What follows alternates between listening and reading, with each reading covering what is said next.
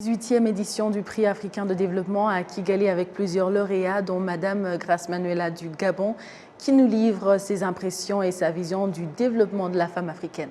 C'est dans un entretien avec notre confrère Jean Damascène Manichim. Suivez. Madame, vous participez à la 18e édition du Prix africain de développement ici à Kigali. La première question d'abord, quelles sont vos impressions en arrivant ici à Kigali? Déjà, c'est la deuxième fois que je viens à Kigali. Et ce que je retiens de ma première impression, c'est que le Rwanda est un pays formidable. Et je pourrais vous dire un pays safe. Le peuple est très chaleureux et nous sommes toujours ravis de venir ici. Oui. Et si je ne me trompe pas, hier, vous avez été au site mémorial du génocide à Gisozi, ici dans la ville de Kigali.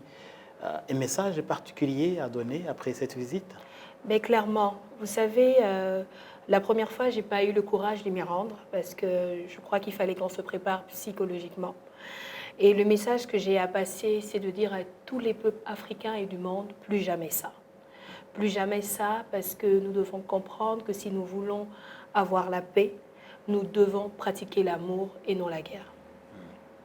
Et parlons maintenant de votre carrière, la raison d'être ici à ce prix. Vous êtes lauréate de ce prix cette année 2023. Parlez-nous brièvement de votre carrière, qu'est-ce que vous faites et surtout qu'est-ce qui fait votre fierté chez vous au Gabon?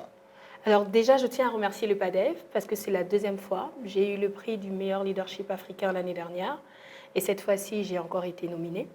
Alors déjà, principalement, je suis un entrepreneur social. Je prends des jeunes dans la rue que je réinsère par le canal de mes différentes entreprises.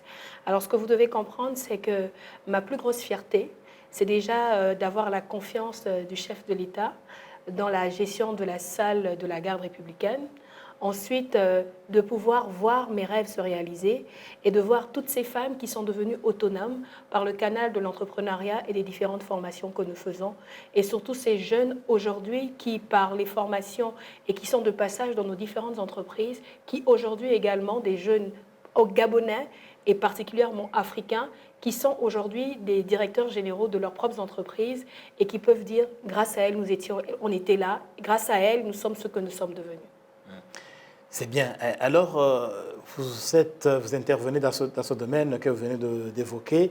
Mais nous savons qu'il y a, dans plusieurs pays ici sur le continent, il y a des femmes qui éprouvent encore des difficultés à pouvoir participer au développement de leur pays. Quels sont, selon vous, vous qui suivez de près le continent, vous voyagez beaucoup, vous collaborez avec d'autres partenaires, quels sont les défis qui compromettent encore aujourd'hui l'évolution, le développement de la femme africaine? Mais déjà le sexisme, ensuite l'accompagnement des banques. Nous sommes toujours en train de pouvoir demander aux banques de nous accompagner dans les financements et je crois que c'est l'un des principaux problèmes que nous rencontrons. Et par la même occasion, j'interpelle les banques à penser aux femmes parce que remettre des financements aux femmes, c'est construire l'Afrique et contribuer à un véritable développement. Alors, le développement de la femme, c'est un combat qui doit être mené par plusieurs partenaires. Est-ce que les autorités africaines ont un rôle à jouer, d'après vous? Alors, la première chose que je souhaiterais demander à nos dirigeants et à nos chefs d'État, c'est de penser à créer un États-Unis d'Afrique.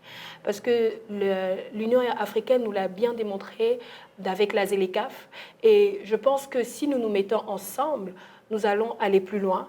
Et je pense que ça devrait commencer par les autorités et par nos différents chefs d'État. Un message aux chefs d'État africains qui ont la première responsabilité, mais je suppose que vous avez aussi un message particulier à donner à ceux qui nous suivent, en particulier les femmes. Alors déjà, premièrement, je tiens à remercier le président Paul Kagame, qui grâce à lui, nous nous retrouvons aujourd'hui au Rwanda. Et je me réjouis de la collaboration qui s'est mise lors de l'arrivée de notre chef de l'État, M. Brice Kotter Oligui.